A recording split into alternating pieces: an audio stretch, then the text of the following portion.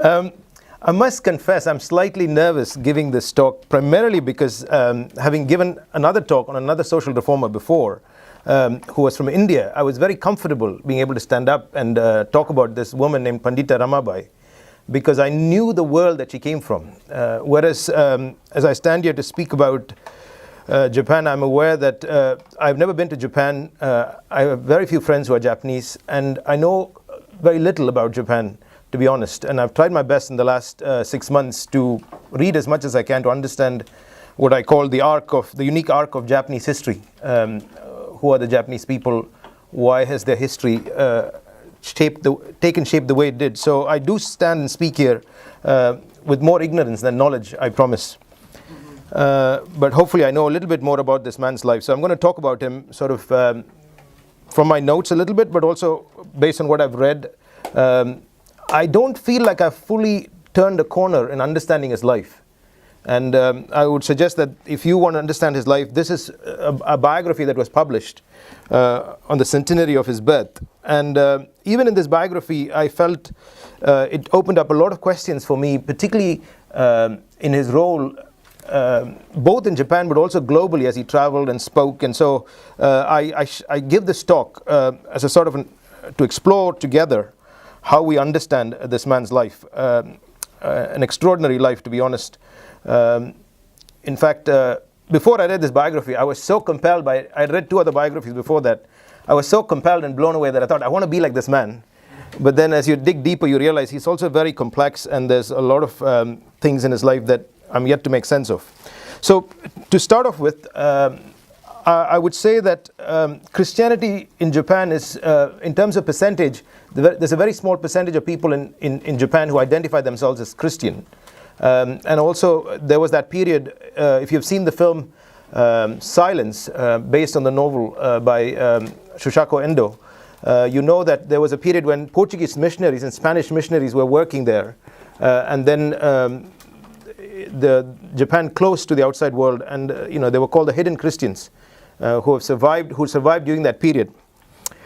And then after that, we realized that the American captain, Matthew Perry, his ships arrived in Japan, and in '54 Japan was forcefully opened up to the world. They had to sign a treaty to accept trade with the outside world, and in the back of that we see that in 1868 the shoguns were overthrown, and they call it the Meiji Restoration period, or the effort for Japan to modernize. This was, unless you understand the Meiji Restoration, you don't understand Kagawa's life, because it sort of overlaps, the two overlap. In fact, he was born about 20 years after the Restoration began, and the Restoration brought about, it was an effort by Japan to become like the West. Japan believed they had some kind of special destiny as an Asian power, and they wanted to compete with other great powers like Britain and the Netherlands. And that led to a lot of social ills. It led to people being displaced, people not having jobs, and there were a lot of slums in Japan at the time because people couldn't find jobs because the industries had changed. And finally, just another background comment before I get into Kagawa's life is that to understand Kagawa's life, you have to have a little bit of understanding of state-sponsored Shintoism, where the government was putting money into sort of a syncretism between temple and state. And the emperor was held up as the sort of the pinnacle of state Shintoism. And he was regarded as God's representative on earth. And in a sense, they showed that there was some kind of continuity in his family line back to their ancestral past. And so it became a reference point for Japanese identity. That's just a little bit of a backdrop. Coming to Kagawa's life itself, you kind of look at the details of his life, and you're sort of in the back of your mind asking, there seems to be some sort of divine, something divinely ordained about his life. He always said that I was never meant to be born. He always had that sort of remark to make, because his father, who was a businessman, a successful businessman, who was also, his family were samurais, and his ancestors were samurais, but after the Meiji Restoration, they'd gone into business. And he had a wife already, but he was living in Kobe where his business was based, Kagawa's father, and he had a geisha, is that how you say the word? Sort of a woman that was, I think he had two of them actually, and this is the one he liked more. His name was, Kagawa's father's name was Junichi, and his mother was called Masui. And he was an illegitimate child. It was not his father's plan to have a child with this woman, what we would describe a prostitute, a long-term woman that he had in his life. And he was born in 1688. And he had a sister before that. And his father had already had children with the other wife, with another woman he had. Actually, not his wife couldn't, the actual woman his father married couldn't have children. 4 years into his life, both his father and mother die unexpectedly. First his father dies, and a couple of months later his mother also dies. So the relatives had to decide what they did with the children, and some of them were sent back to be taken care of by his stepmother, the actual married wife of his father. And she despised the children because they represented for her, these children, Kagawa represented her inability to give her husband a son. So his grandmother looked after him, and they went back to their ancestral home. And Kagawa's life growing up was very difficult. He spent a lot of time by himself, running around in the fields, talking to flowers and animals, swimming in the river. But he was also a very curious child. He was often found looking through things that were in a sort of a particular room in the house that was where the family treasures were kept. Some years later, at this time, his older brother had died because his brother had gone into a life of similarly, wasting his father's money and lost all the family wealth. And his brother's death really affected him. It is at this time that Kagawa encounters two Presbyterian missionaries that were working in Japan. And I need to say something about Protestant missionaries, because Protestant missionaries in Japan have often taken a bad rap for not actually having succeeded, because the Protestant missions in Japan hasn't produced the kind of converts to show that they have succeeded. But these two men, particularly Dr. Myers and their families, were incredible people who really showed God's love, who loved Japanese culture, who took time to study about Japanese art and literature. So somehow Kagawa started going to visit them, mainly because he was interested in reading the books that were there in the Myers' library, but also to learn English, because a lot of Japanese kids realized that if they spoke English, they had a better chance of succeeding in life. And it is at this time that he begins to read the New Testament, and he is trying to figure out about his own life. He's still a teenager at this time. When he actually converted, he was 16 years old. So during those conversations, he gets into a sort of he's trying to understand what does it mean to be a Japanese person. Who are these missionaries? And he's also living with his uncle, who has at this point taken, he has gone to his uncle's home to live with his uncle because his uncle had a business and could afford to send Kagawa to school. And Kagawa had a problem because he knew if he became a Christian and turned away from Shintoism, his uncle would throw him out of the house. But the missionaries challenged him. They said that, but to decide to be a Christian, you've got to be willing to make that kind of choice. You've got to have courage. And for a Japanese boy, who, having grown up in the land of the samurais, to be accused of not having courage was a huge insult. But the mayors really challenged him. They didn't force him, but they challenged him to really consider who Christ is. And through reading the New Testament, particularly he was struck by those scriptures, those verses in Matthew, where Jesus talks about consider the lilies.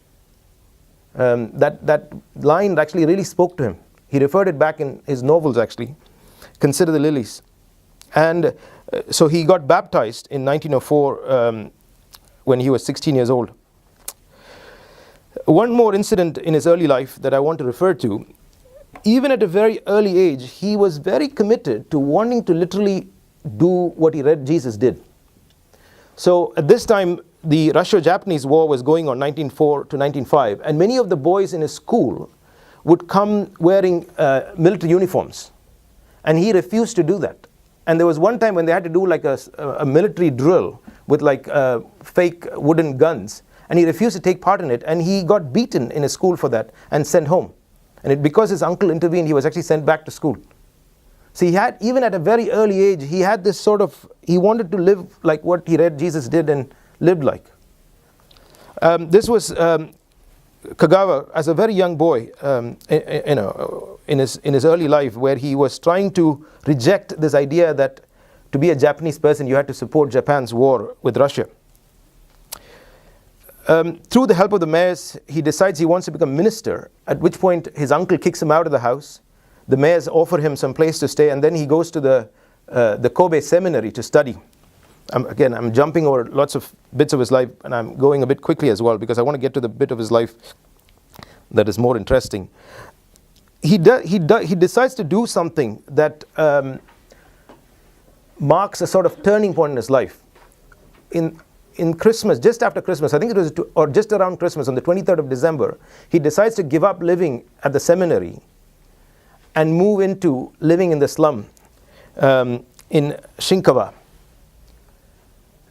He had a little wheelbarrow in which he put some of his books, and he had another set of clothes. He had only one set. He had one set of clothes that he was wearing, and he had one set of clothes in the cart. And he walked across the bridge that connected Kobe to this slum, and he went there just without actually having a plan of what he was going to do. He just went, and he was, that first evening, he didn't even have somewhere to stay. He had gone there before to preach and stuff like that. He was a man who always saw himself preaching at street corners to do evangelism. His passion was to do evangelism. In fact, sometimes his evangelism was so fanatic that he used to get beaten up.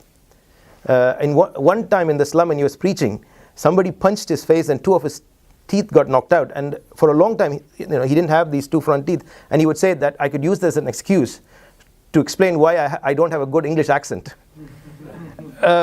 He did have a sense of humor as well. So he goes into the slums, finds a particular hut that was not being used because somebody got murdered there, and the Japanese people in the area believed that the spirit of the dead person was in that hut, and they were willing to rent it very cheaply. And so he moves in, just one single room, no kitchen, nothing. And then before he knew it, there was a man who was accused of being a murderer that had been released from jail, that didn't have anywhere to sleep, so he brought him into staying in his hut. And before he knew it, 6 people were sleeping in his hut with him. And he was trying to find any money he could, because he was still a student at Kobe Seminary, to cook for these people and to somehow find ways to feed all of them. And often he would not eat himself, so that he could feed some of the mothers in the slum that had to feed their children. This man really took his own discipleship to another level, and nobody was asking him to do this. Even the missionaries, like mayors, were not saying, be a Christian in this way. He just felt this is what he should do. In the midst of going and helping the people in the slums, the drug addicts, the drunkards, the gamblers, people that were actually beating him, people that were stealing stuff from his house, there were times when one time he had to borrow somebody's clothes in the hut, because somebody had stolen his clothes. The sort of the Japanese men wear a certain clothes, and he had to borrow a woman's sort of outfit from the slum to go to seminary that day, because he didn't have clothes to wear to go to study at a seminary. He decides that it is not just good, it's not just enough to help the poor by giving them food or being nice to them. You have to do something to change their circumstances. You've got to do something to bring a change in their lives. And so he started his first cooperative restaurant, which was like a soup kitchen. He got some capital from somewhere, a small amount of money, and while he was in the slum in Shinkawa, he started his first restaurant, a corporate restaurant that was owned by the people who were running it. Of course, a year into it, he didn't calculate, he didn't think through all the practicalities of it. He was not he hadn't sufficiently thought through how to sustainably run a business. And a few months into it, it was in complete loss, and most people were eating there without paying anything, and it shut down. But it was his first attempt at starting a business, because he believed that if you start cooperatives that were owned by the people that were running it, then there was a way in which that would bring change to this. He wanted them to have employment. He also published his first novel, which was a fiction, like a children's story on David and Goliath. So it might be the friendship between David and Jonathan. I'm sorry. Because he did write about David and Goliath later as well. So in the midst of this, he meets a woman who comes to help, who's working in the shipyards, who's helping him with the kitchens and the cleaning and stuff like that in the house. And he ends up marrying Haru in 1913. At this point, it's already going to be about 5-6 years that he has been in the slums. He's committed to doing everything he can to help them. And he's also preaching every day in the evenings. He wakes up every day at 4 o'clock in the morning to spend an hour reading the Bible and meditating. He still kept some of his practices that he had learned in his home with meditation and reflecting on Scripture. He gets the opportunity to go to study in the US.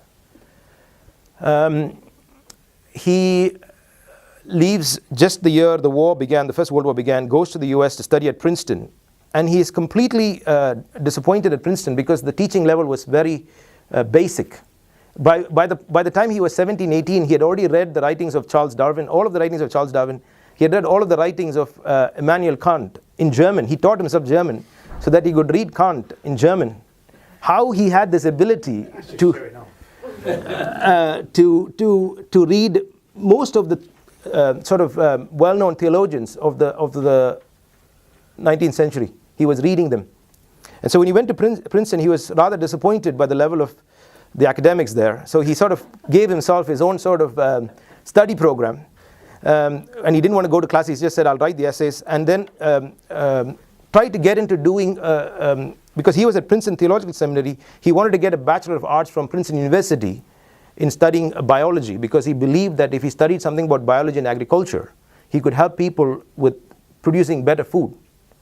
And so he did get a BA from Princeton University, and he was there for little over 2 years actually. And during this time in the summers, he went to New York, he went to other places to study about American society, and he was quite shocked. What he described as, he'd say there are two kinds of America. One is the heaven America and one is the hell America. As he began to find out about how the Japanese people are being treated in America, how the African Americans were experiencing life in America. He saw some of the slums outside New York. And he realized that having worked in the slum himself, that these problems were there even in the Christian world, that the gospel was not being practiced. At this time, his landmark book, Psychology of the Poor, was published back in Japan, and people began to get to know him. I mean, he was beginning to become a name that people knew. There are several incidences where he is not given jobs because he's not American. He's accused in one house because he didn't know how to set the alarm that was there in a particular house in New York. They accused him of trying to steal from the house, and he lost his job there. He had to go somewhere else to find a job. He comes back to Japan, and on his way back, he makes a pledge, and I want to read a quote of what he wrote in a novel. He often wrote novels in which there were semi-autobiographical novels. This is what he said. The character in the book is saying this, but this is Kagawa talking. He thought that when he got back to Japan, he would become a shooter at the sun. For the sake of the poor and needy, and for the sake of the oppressed workers, he would go again to live in the slums. For the sake of the freedom of the country, he would work for the freedom of the workers' organization. As a disciple of Christ, he would take no violent part in the war between capital and labor, but rather allow the people to be sacrificed. But rather than allow the people to be sacrificed, he would sacrifice himself. If the enemy came with a sword, he would unsheath none. He would fight with the weapons of justice and humanity. He would continue the struggle till, bedayed by the blood that fell from the cross, there was no other way for salvation of Japan save in the freedom of the worker. This was, him. On one hand, he could so passionately talk about the blood of Jesus, while at the same time he would be talking about, liberating the workers. He comes back to Japan, throws himself into the deep end of starting his social reform projects. And at this time, he becomes the leader in the trade union movement. He had also seen quite a lot of conflict in the US between labor and capital. And when he came back, he became the leader of the shipyard workers' strike. He organized the Japanese Farmers Union. He, in fact, started it. He started the first cooperative hospital, because he wanted healthcare to be accessible to the poor. He also began a new order called Friends of Jesus. And let me just read a quick sort of explanation of the Friends of Jesus that he started. The organization uniquely synthesized Franciscan compassion for the deprived classes, Dominican evangelical order, and Jesuit obedience and discipline, and Salvation Army enthusiasm, and Spencer pietism, and Kempis ideals of brotherhood and common life, and Paul's stress upon love and the cross, as well as Methodism and the perfectionism of John Wesley. Wow. He just had no limits to his ambitions on what he could do. The quote I read is from his autobiographical novel, Crossing the Death Line, which was published in 1920, which made him quite famous, actually. So money started coming in from his book sales, which he then started sowing it back into starting different cooperatives, credit unions. Then in 1923, there was that great earthquake, which devastated Tokyo. And the day he found out about it, he took a ship that was going from Kobe to Tokyo because he didn't know what he was going to do. He just went on the ship, collected whatever things he could, a few clothes, some food, and he went there to Tokyo because he wanted to help the people of Tokyo. He gets there, he starts getting in touch with the Red Cross, he starts getting in touch with government agencies to help the people. It was a devastating earthquake. And the government realizes that Kagawa was not somebody that had not just worked in the slum, but that he had a vision for urban planning that did not have to have slums. When they tried to rebuild Tokyo, Kagawa actually started consulting for the government on how they could build a new Tokyo with parks and with places that would allow the economy to succeed, so that the poor that come for work into big cities don't have to end up living in slums. So here was a man that not only wanted to help the people in the slums, but wanted a world that didn't have slums. He starts what he called gospel schools, giving education to children using the gospels. And he also launched something called the Kingdom of God movement, which came out of a long struggle he had because he was constantly trying to oppose quite a Bolshevik-influenced communist revolution in Japan. Because the Russians were trying to mobilize the communists in Japan and to use the trade unions to again bring about some kind of violent revolution. And Kagawa completely and utterly opposed that kind of change in society, because he said if you have that kind of change, it will sow the seeds of future destruction. And he never wanted to become, even though he was very committed to the labor movement in Japan, he never accepted the idea that you could use revolution to bring change. He always believed that you had to empower people to cooperatives and give them a chance to have ownership. Because let me read another quote on how he describes that. Okay, this might be a bit extreme, but let me read it anyway. I want the destruction of capitalism, but at the same time I'm opposed to the proletarian autocracy. I aspire after the materialization of industrial democracy. Capitalism is an industrial autocracy, so I'm opposed to it. Supposing we overthrow industrial autocracy and establish the proletarian autocracy instead, we will find no difference so far as it is an autocracy. I do not want to live in a world of labor army systems where people are deprived of their freedom of exchange, freedom of occupation, and freedom of movement. He saw what would happen if they had the kind of revolution they had in Russia, in Japan.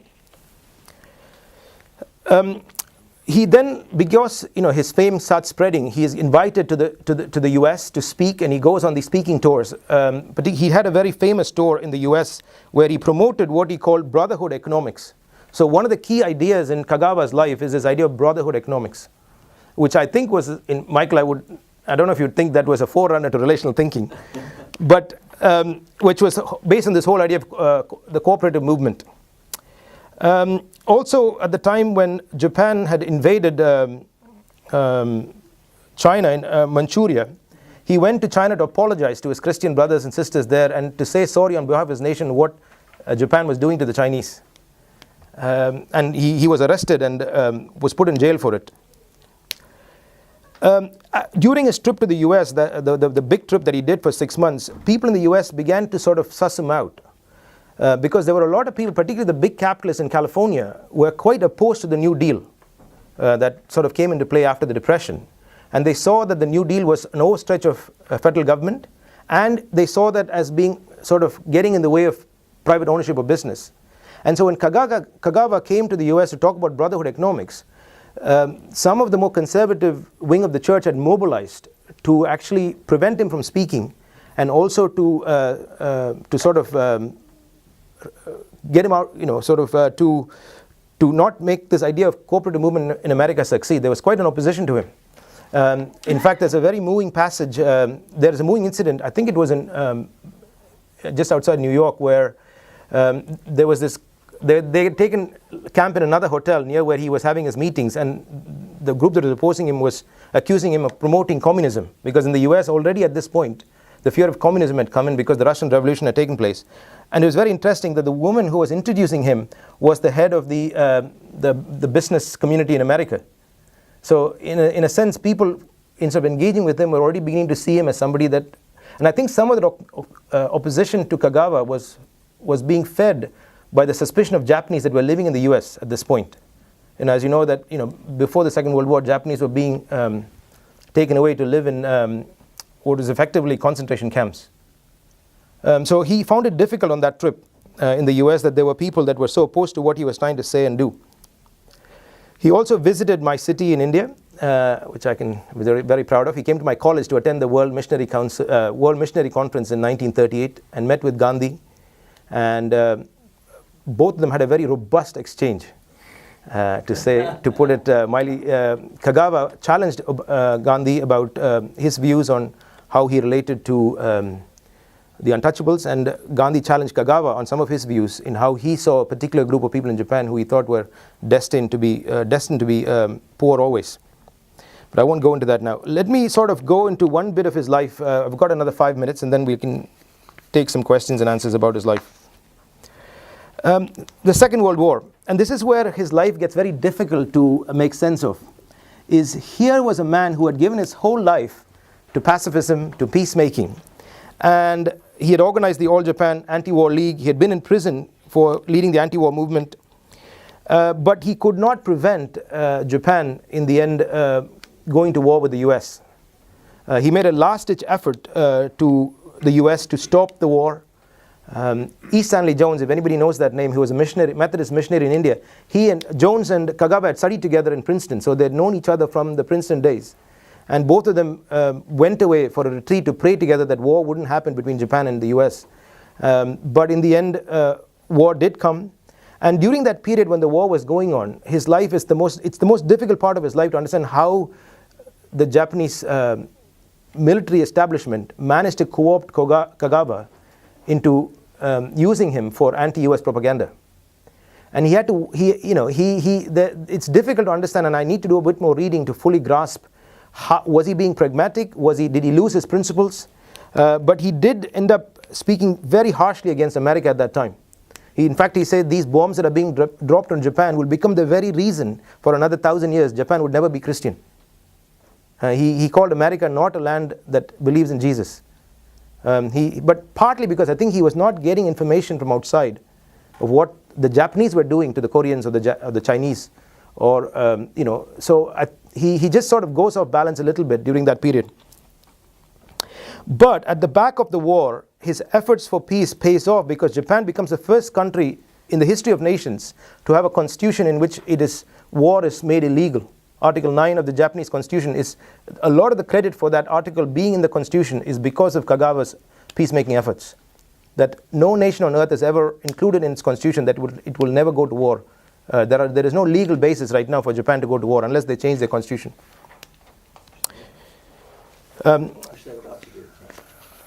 Which is a discussion whether it's a good thing or not that they're about to do. And I hope they don't. But again, there's reasons why what has happened in Japan since Kagawa died, it's a different conversation to have.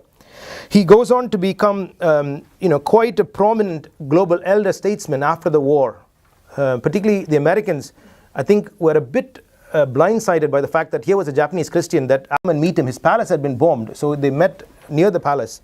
And the emperor asked Kagawa to help the Japanese people forgive the Americans, because he said, Buddhism cannot teach us how to love our enemies, but maybe your religion can give us something to know how to love the Japanese. And in many ways, what goes on between the Japanese and the Americans after the war is one of the most interesting things to study in international relations.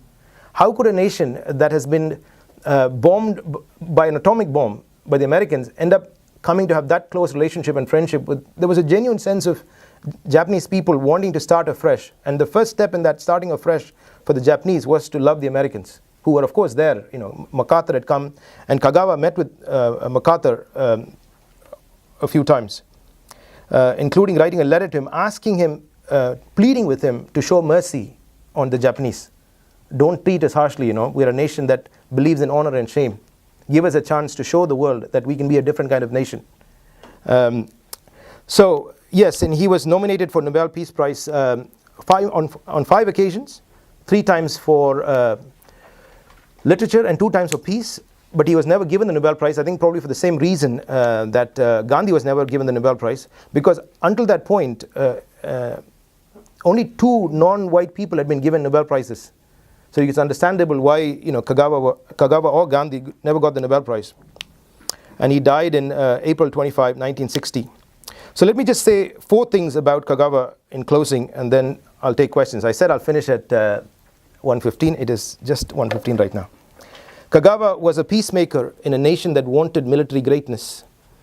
Kagawa was a trade unionist and social justice activist in a nation that wanted to be a successful capitalist economy. He was a scientific mystic who loved nature in a world that was being defined by materialism and faced environmental threats. He was a Christian in a nation that still believed and practiced Buddhism and Shintoism. Kagawa was a complex man, a rebel and a mystic, a dreamer and a doer who lived through a unique and terrible period in his nation's history. He was a tormented personality, often defined and driven by the paradox and contradictions within him and around him. He was chosen by God to bear the cross of Christ in a very particular and exceptional way for the sake of the Japanese people and the world. Ultimately, we can be sure that Kagawa was an extraordinary man who loved Jesus with all his heart and served others with all his might. Thank you.